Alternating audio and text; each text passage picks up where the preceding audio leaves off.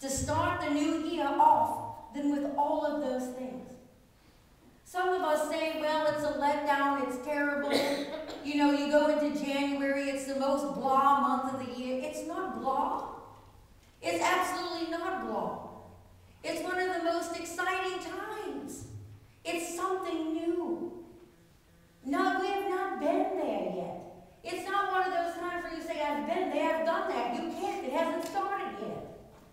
This is an absolutely new year. Everything is fresh, everything is new, everything is hopeful, everything is in Christ. We have an amazing opportunity to live in Christ. Tonight we have the body and blood of Christ, which renews us in our salvation. It reminds us that we are forgiven, that we are cleansed people, that we come to this table in a hopeful way, that everything to us is new and filled with God's love and grace. What an amazing time for us. It's not a letdown time. It's not a time after the presents when no one's doing anything and everyone is regretting what they ate. This is not that time. This is a time when we're all sitting there in joy and in peace, thinking about what we have been blessed to have, what we've already got in our life. We have so much in our own lives personally, but what we sometimes tend to focus on is the things that we don't have.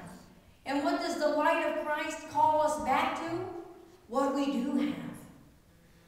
It helps illuminate our thoughts, and it brings us back to what we really do have, which is an awful lot. You know, I feel very blessed in my life, and I'm sure you all feel blessed in your lives as well. You have many gifts. You have your family and your friends. You know, and some of you may not have the opportunity to see your family this year. Maybe they're far away. But even if they're far away, they're never far away from our hearts. They're never far away from our minds and our spirits.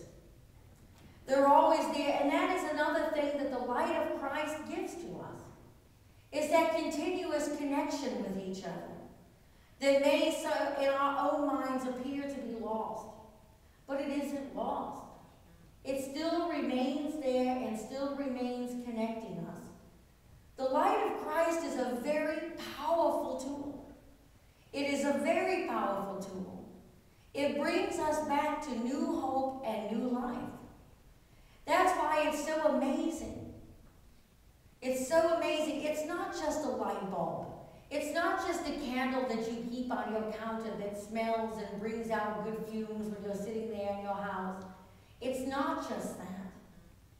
But when you look at the lights around town, when you look at the lights on your own Christmas tree at home, the next time you light a candle in your own house, think about what it is that that light represents.